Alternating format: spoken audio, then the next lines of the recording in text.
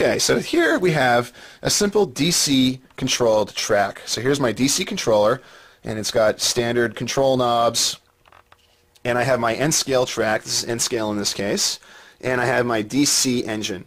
And all I'm going to do is I'm going to simply turn the power up, and as I do that, the light starts to come on, and the engine starts to go. And as I turn the power down, the engine stops and the light turns off. And there's actually no power to the track now, and the engine has no power to it.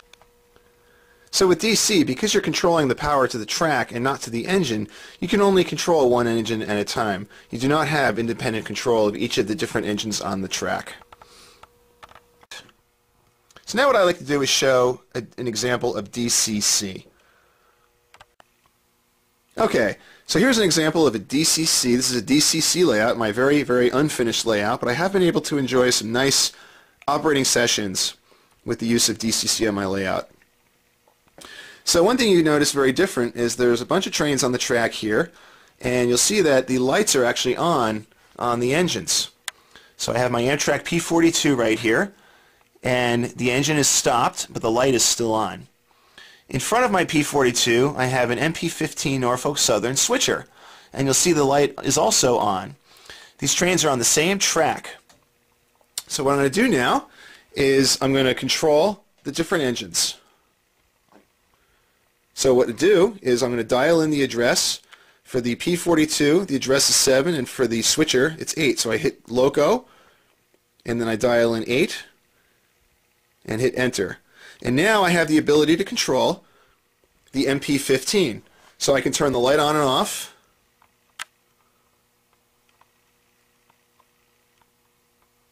And then I can control the forward and backwards movement of the train. So now the MP15 is moving, but the P42 is still idle behind it. So now the P42 is address of 7. And what I'm going to do is I'm going to dial in, I'm going to punch in loco and 7, and I'm going to hit enter. And now the MP15 is still running, but I'm controlling the P42. So I'm going to increase my throttle,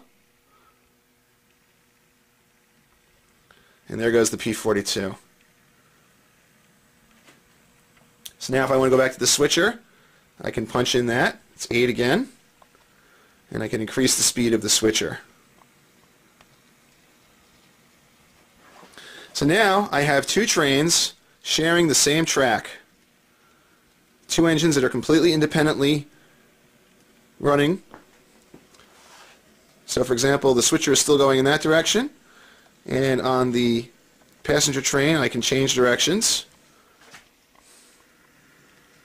And the switcher is still heading that way.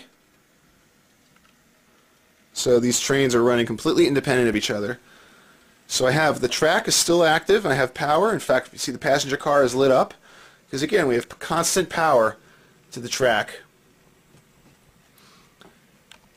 And I have actually run about 6 trains at once, and you have to obviously pay attention because my layout actually has several crossover points, and it can be a challenge to keep the trains apart. You don't want to have any collisions.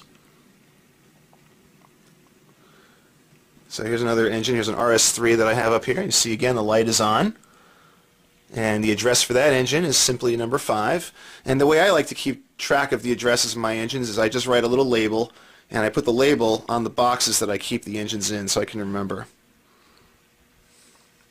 And that's a quick example of DCC.